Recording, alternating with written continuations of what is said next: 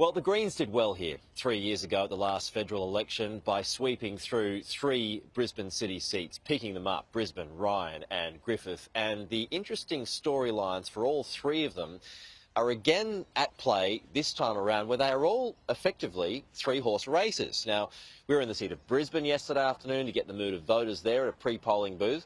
This is part of what they had to tell us. Well, that's the trouble. Who's looking after the country? In this government, the housing price up, interest rate up. You know what happened in Spain and the Power outs. The power out. That's what we're going to have here if we keep going the way we're going. So you're not happy with where the country's at the moment? No way, Jose. Is there something that contributed to your vote? You don't have to say who you voted for, but what... Parents' choice. Oh, you just went with the folks? Yeah, defence as well as the young people, like with all those criminal activities going on, right? And Crime. we are trying to control it as soon as possible. The people who live in the area just tend to be a left-leaning, younger group, I imagine. Do you think it'll stay that way? I expect so, but we'll see. So already this morning we've covered the nearby seat of Griffith, which is at the moment a safe Green seat. It's currently held by Max Chandler-Mather. Yeah, look, a healthy margin there at over 10%. But the Labor candidate, Renee Coffey, she was on the program a little earlier. She says the Greens aren't the force now that they were 3 years ago. Here's a part of our discussion. The last election was probably a bit of an anomaly. About 10% of the Conservative vote voted for the Greens, probably for the first time. Those people and others who voted for the Greens for the first time were really wanting to be examining what they actually achieved in the last term. OK, so let's turn things over to the seat of Brisbane now. It's also held by the Greens, but it's not a safe Green seat. The margin is less than 4%, and one person, yep, there it is, there are the numbers there. One person who's hoping to steal that back is the Liberals' Trevor Evans. Trevor, good to see you. Thanks for your time this morning. So do you agree with Renee? Are the Greens the force now that they were 3 years ago?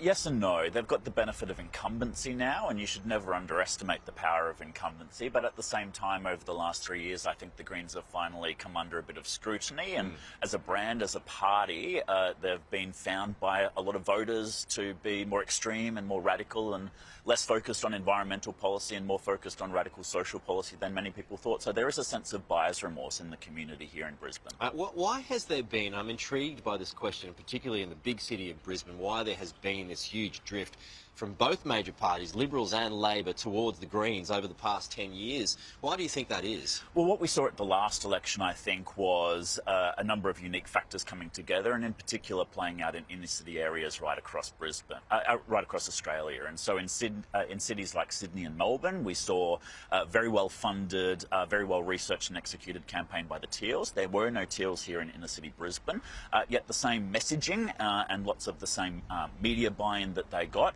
was certainly played to voters here. And so in the absence of Teals being on the ballot paper, I think the Greens benefited from some of that spending in Sydney and Melbourne. So do you have to soften your position when it comes to the Liberal Party, or harden it? Here in Brisbane, I've been able to put myself back up as a candidate running on my track record of delivery of real outcomes, infrastructure, including some of the stuff behind us here, but also delivery when it comes to great national reforms. In my first term, I helped achieve marriage equality. In my second, I helped write Australia's first national recycling laws. And I just put myself back out to voters here in Brisbane as somebody who's actually able to deliver real results, and compare that with the Greens' representation over the last 3 years. I remember talking to you at the time over some of those achievements as well, going a few years back now, but just going through the numbers last night, I mean, you had a 10% swing against you last time, which is a significant swing. How are you tracking? Do you feel like you can get that back? I'm optimistic, and I think that I can. I mentioned before the buyer's remorse out there amongst many voters in terms of the Greens' performance and their lack of local delivery.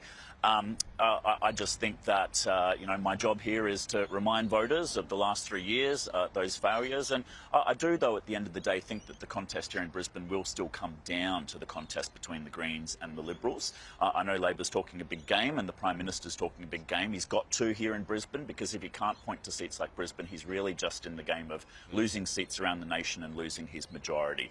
But I've really, in particular, been talking to usual Labor voters about their preferences, which determined the outcome here in Brisbane last time. And I've been talking to Labor voters about the fact that, you know, their preferences this time round could again decide the outcome, and they've got this choice between me working from the sensible centre and the extreme Greens. Well, it's a good point you raised there, and we've been reporting this all morning too, that effectively you've got these 3 Brisbane seats that are 3-horse races. You know, you've got the Liberals, you've got the Labor, you've got the Greens. I mean, but for you, that's 2 against 1. So how do you go up against that? I have little doubt at all that, like last time, the Liberal primary vote will well and truly exceed the votes for either the Greens or Labor, and it will come down to that final preference count. And what will be important is whether the Greens or Labor come second and which party comes third. Their preferences will be distributed. Now, last time it was Labor who came third in that final count, and their preferences was distributed and flowed very strongly according to their how to vote card to the Greens. And this time round, though, I think Labor voters in Brisbane have woken up that their preferences can actually be counted. They weren't historically, but they probably will be again this time. Big city Brisbane, as we know, the work from home policy that Peter Dutton had to turn around on, is that a problem for you? Do